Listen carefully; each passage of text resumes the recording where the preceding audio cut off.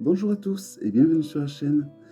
Donc dans cette vidéo, je reprends donc après une courte pause les vlogs avec mon binôme Laurence de la chaîne Laurence 2009. Donc je vous mettrai son vlog sous la vidéo. N'hésitez pas à aller le voir évidemment. Et donc on va répondre à une série de questions comme on faisait pour les vlogs précédents. Donc la première question, mon jeu le plus rare et le plus précieux. Donc j'ai choisi le tarot des grands peintres qui a des arcanes gigantesques, vous voyez. Il a les contours dorés qui n'ont pas sauté. Pourtant c'est un tarot qui date de 77-78 il me semble. Et voilà, donc j'aime beaucoup ce tarot parce que il est fait avec des œuvres, des tableaux. Et c'est des œuvres d'art qui n'ont pas été retouchées. Et je trouve que les œuvres qui ont été choisies sont bien pensées. Donc évidemment c'est un tarot qu'on ne trouve plus. Il n'était sorti que les 22 arcanes majeurs et était livré dans une jolie boîte en bois. C'est le premier tarot que je vous ai présenté lors de l'ouverture de ma chaîne d'ailleurs. Voilà, et c'est vrai que bon, au tout début je l'utilisais. Ça m'arrivait de faire choisir ou de choisir une arcane après avoir fait un tirage en général avec le tarot de Marseille. Je faisais tirer une arcane de ce tarot pour voir. Je m'en servais comme carte conseil. Voilà. Il est vraiment magnifique. On peut le trouver sur eBay. Mais alors le prix, je n'ai aucune idée. Je pense qu'il doit être assez cher. Voilà, c'est vraiment... Du coup, je vous le présente dans son intégralité. C'est vraiment mon plus précieux, mon plus rare, que je mets dans une jolie boîte en bois. Je n'y mets même pas de pierre parce que j'ai peur que les pierres l'abîment. Et je n'ai pas trouvé de pochon encore suffisamment grand pour contenir ce tarot. Voilà donc pour la première question. Alors la seconde question, les cartes émotions. Alors deux cartes qui me révoltent ou qui m'écœurent. Alors, j'ai sélectionné des cartes de Goya Tarot. J'avais déjà fait ce genre de questions, ce vlog avec Nat par le passé. Je crois que j'avais pris il y a une arcane que j'avais choisie. Alors celle-là, qui illustre donc la connerie humaine et la fonte des glaces et ces pauvres ours qui sont en train de mourir sous nos yeux. Et ceux qui pourraient agir et multinationales ne font pas grand-chose au final. Et donc voilà. Voilà, donc c'est assez écœurant. Ensuite, j'ai choisi celle-là. Celle-là parce que c'est un petit peu... nos anciens avaient éliminé un peu les loups, car les loups s'attaquaient aux troupeaux, les loups s'attaquaient même aux enfants, tout ça. Et là, les écolos qui ne comprennent pas grand-chose dans la nature les réintègrent et ils refont des dégâts. Parce qu'ils réintègrent les loups, mais je trouve qu'ils n'ont pas de recul et qui... Je suis pour la réintégration des loups, mais il faudrait leur amener de la nourriture, faire en sorte qu'ils ne soient pas obligés de s'attaquer aux troupeaux des pauvres paysans qui ont déjà la vie dure comme ça. Voilà, donc cette carte, je trouve qu'elle est assez d'actualité. Et voilà, donc moi je suis pour les ours, je suis pour les loups, mais je trouve qu'il faudrait...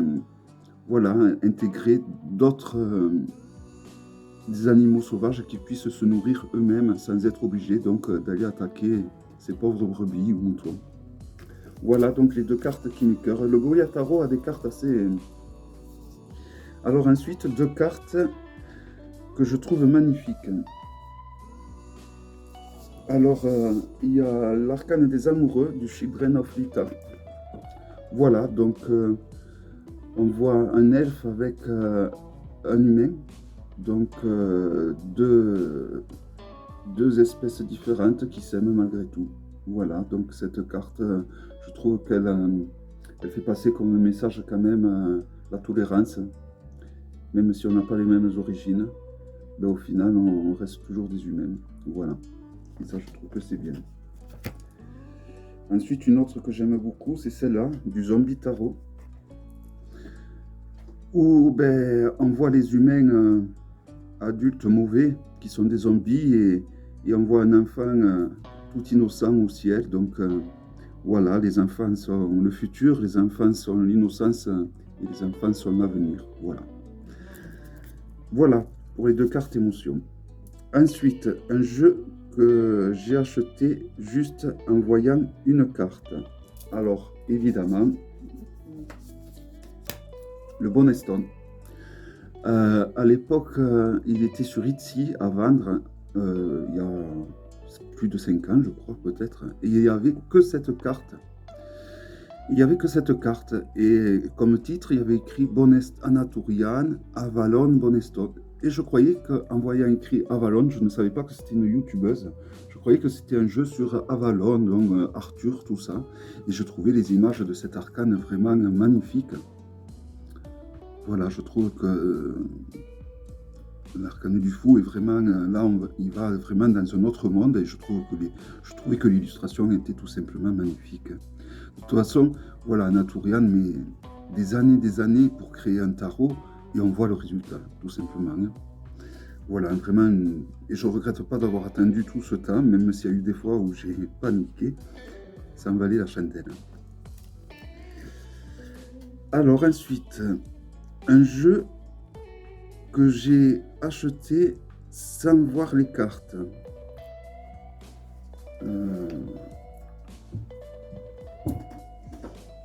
Celui-là, le Infernal Tarot.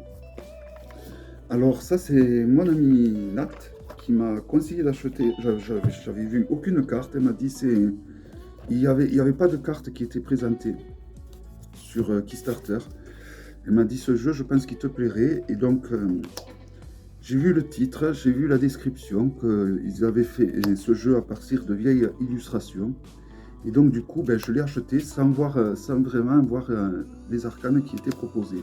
Après, au fil des mois, le créateur a mis des arcanes, donc j'aurais pu me retirer s'il ne m'avait pas plu. Hein. Mais au contraire, ça a confirmé mon soutien et mon achat donc, sur Kickstarter quand j'ai vu les illustrations, parce que ben, j'aime beaucoup les illustrations anciennes comme ça. Il y en a vraiment de magnifiques, principalement la tempérance. Je vais voir si j'arrive à la trouver. Ah ben elle est là. Vous voyez, au fond, on voit la tempérance et on voit ce monsieur qui représente même, je suppose, le fou avec son chien et qui passe donc, qui fait son cheminement devant la tempérance. Je trouve que c'est un tarot très joli. Et de le retoucher, ben, du coup, je vais le mettre de côté parce que je vais l'utiliser, je pense, ces jours-ci. Un excellent tarot qui existe en monochrome également, donc c'est-à-dire en noir et blanc. D'ailleurs, j'ai la version noir et blanc. Si quelqu'un est intéressé, n'hésitez pas à me laisser un commentaire. Je pense que je vais m'en débarrasser de la version noir et blanc. Je pense, je ne suis pas sûr. Voilà, en tout cas, c'est un magnifique tarot avec la possibilité, donc, ce qu'il y a de bien, c'est qu'il y a 2 cartes de la force et 2 cartes de la justice, et on choisit de la mettre soit la force en premier ou la force en second, comme on a l'habitude, Rider ou Marseille. Alors ensuite, 2 jeux qui me font flipper. Alors il y a un oracle et un tarot. Alors l'oracle, c'est le The Nightmare Oracle, je crois. Voici le dos. Je l'ai déjà présenté pour une période d'Halloween. Voilà, c'est un oracle qui est idéal pour travailler sur nos cauchemars. Je trouve que les illustrations sont bien flippantes. Ouais, c'est un oracle assez flippant au niveau des illustrations, je trouve. C'est, je pense, l'un des jeux les plus flippants que je possède, hein, à mes yeux. Bien sûr, à mes yeux.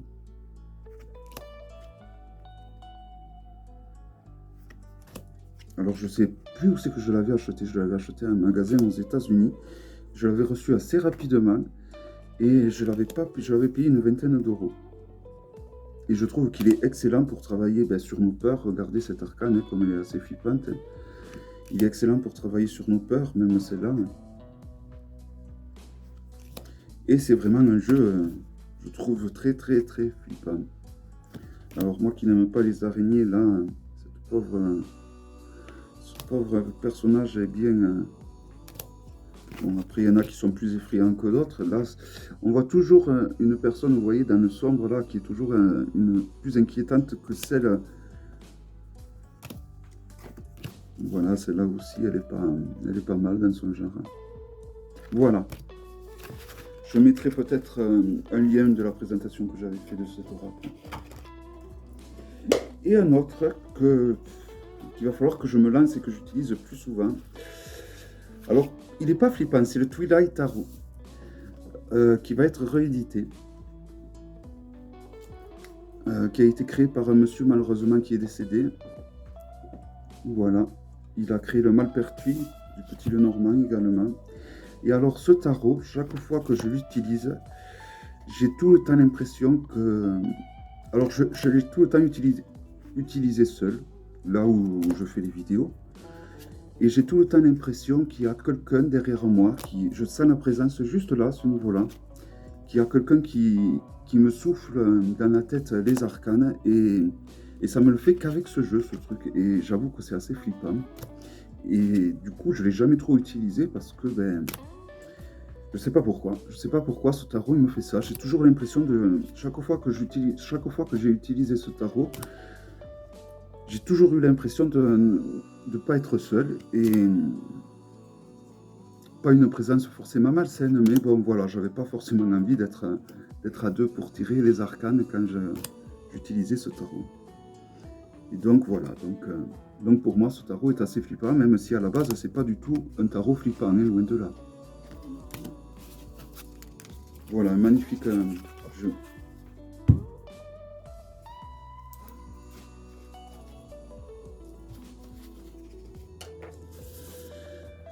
Alors ensuite, deux jeux qui me font rêver, qui me réconfortent.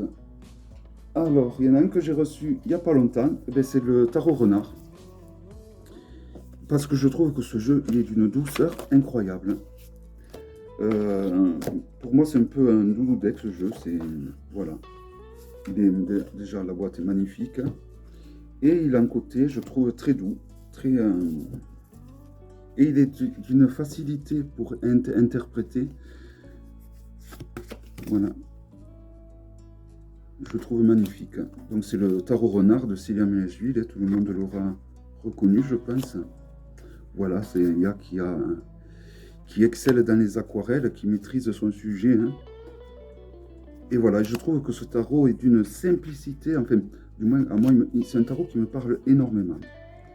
Et là, elle est en train de créer un tarot sur les fantômes qui va me parler encore plus, je pense, car c'est vraiment les fantômes. Quand j'étais petit, je m'amusais à me créer des fantômes.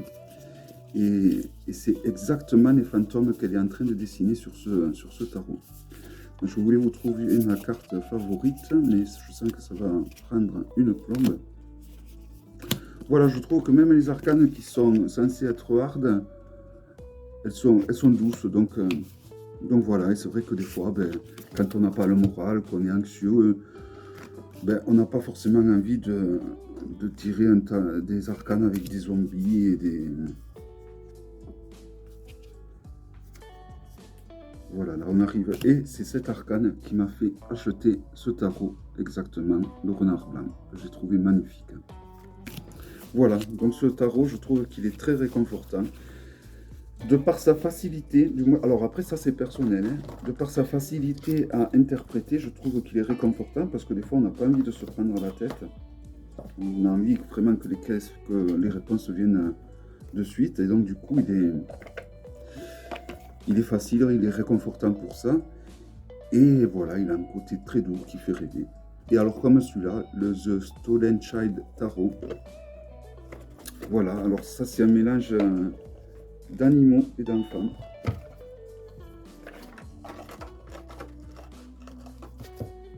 Voici l'intérieur de la boîte.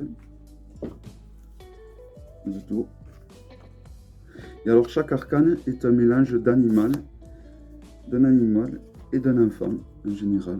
Donc c'est un peu comme des genres de métamorphes. Et voilà, et donc du coup, je trouve que c'est un tarot très doux.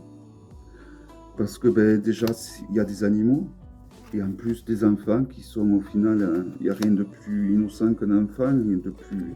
Et donc voilà, pour toutes ces raisons, fait que ce tarot me plaît beaucoup.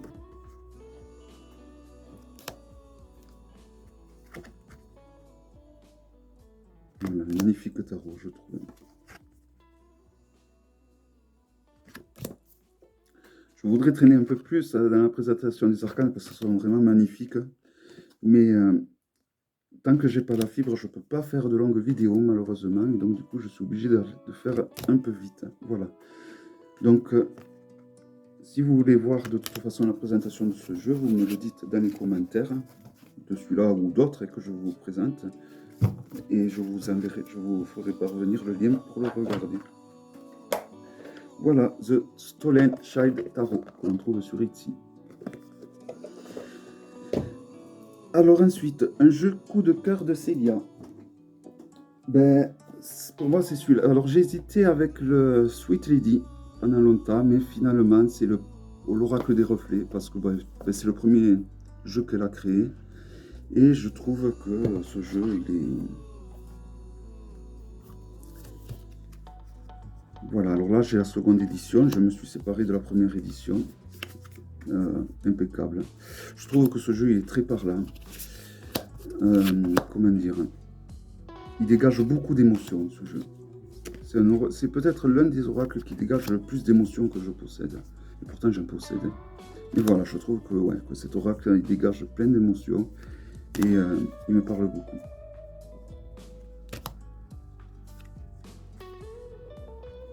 Voilà. Un oracle qui me plaît énormément. Et j'ai hésité avec le Sweet Lady parce que j'aime les jeux avec, qui sont faits à partir d'œuvres d'art. Et le Sweet Lady est un jeu très coloré qui me plaît beaucoup aussi. Mais bon, quand même, c'est celui-là.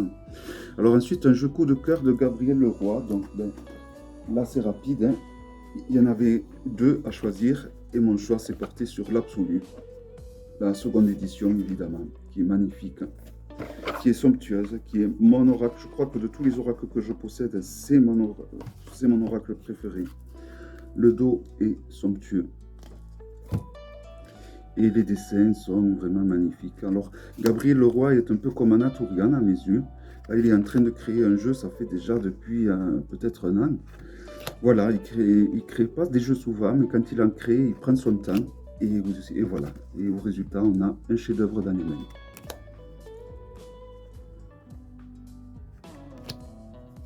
Voilà, moi ce jeu il me plaît énormément. Alors je crois que alors il a fait en collaboration avec Ange de Gaïa.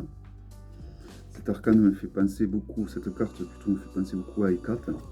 Et je pense qu'un jeu, normalement il est prévu qu'il sorte un gros livre qui va avec ce jeu. Voilà, mais je trouve les illustrations vraiment magnifiques. J'adore ce genre d'illustration de toute façon.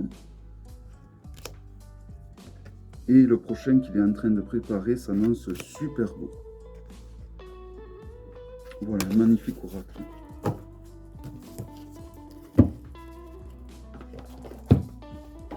Alors ensuite, l'oracle coup de cœur de Acide Nathanaël. Alors j'ai hésité avec l'Algariel, mais finalement j'ai pris l'oracle des simples. L'oracle des sages plutôt. Depuis le début je dis l'oracle des simples et j'ai du mal à passer à autre chose. Voilà, un magnifique oracle. Je trouve très parlant, pareil. C'est un oracle qui me parle beaucoup. Et pareil que Gabriel Leroy ou que Anatolian, Alcide ne sort pas des jeux souvent, mais quand il en sort, en général, c'est des jeux qui envoient énormément. Où là, il y a un énorme, je trouve, jeu de contraste, de couleurs, de lumière qui est super bien fait. Alors, je vais peut-être vous présenter mes arcanes préférés. C'est là qui me fait penser à un tableau. Je ne sais plus le nom du tableau. Le loup est magnifique. Voilà, c'est vraiment un jeu. Il y a les minéraux aussi qui sont super bien faits. Il y en a 3. Alors voyons après un La foudre, elle est pas mal aussi, mais il y en a d'autres, voilà. Le cristal noir, magnifique. Le pouvoir également, un cristal magnifique. Je trouve, il faut l'avoir dans les mains. Il y a vraiment un jeu de lumière qui est super bien fait. Les abîmes, magnifiques également. On a la force qui ressemble à une tourmaline melon d'eau. La nuit, super bien représentée avec cette chauve-souris. Et je vais m'arrêter à l'ombre. Voilà. Voilà, magnifique oracle également. J'ai pas beaucoup d'oracles par rapport au tarot, mais le peu d'oracles que j'ai, vraiment, c'est des coups de cœur chacun. Et je vais répondre déjà, finalement, ça sera vite passé. Si je vois le temps qui reste, 20 minutes, à la dernière question. Donc, mon dernier oracle coup de cœur. Alors là aussi, j'ai hésité. J'hésitais entre deux. Et finalement, j'ai sélectionné le Wizard Laird Lenormand, qui a été créé également par la même personne qui a créé le Twilight. Voilà, alors je l'utilise pour faire des questions oui-non pour le moment. Parce que bon, le Lenormand, je suis, on va dire, en apprentissage. Mais voilà, je trouve que ce jeu est de toute beauté. Alors voici le contour des cartes. Et alors ce que j'aime dans ce jeu, c'est qu'on distingue bien les cartes de cartomancie. Et c'est un jeu que je trouve de toute beauté. Voilà, j'aime le côté vintage qui se dégage de ce jeu. J'aime le fait qu'on voyait bien les cartes de cartomancie en haut. Voilà, c'est un jeu que j'adore beaucoup. Et qui me plaît beaucoup, beaucoup, beaucoup. Tout comme le tarot d'ailleurs. Le tarot, c'est que bon, il va falloir que je dépasse ce flip que je me fais avec ce tarot. Mais je pense qu'en plus, je peux faire des super tirages avec ce tarot. Justement, le fait que j'ai cette impression de ne pas être tout seul chaque fois que je l'utilise. Le soleil est éblouissant sur cette carte. Vous voyez, il y a un jeu de lumière qui est fait. Bon, c'est fait avec les lumières aussi. Voilà, je trouve vraiment ce jeu magnifique. De toute beauté. Voilà. Voilà donc les 11 premières questions. Et donc la suite le week-end prochain. N'hésitez surtout pas à aller voir le vlog de Laurence, car je suis souvent, elle présente des jeux que moi j'ai pas présentés, donc on se complète assez bien. Voilà, donc je vous souhaite à tous une excellente journée ou une belle soirée, et je vous dis à très bientôt. Bye bye.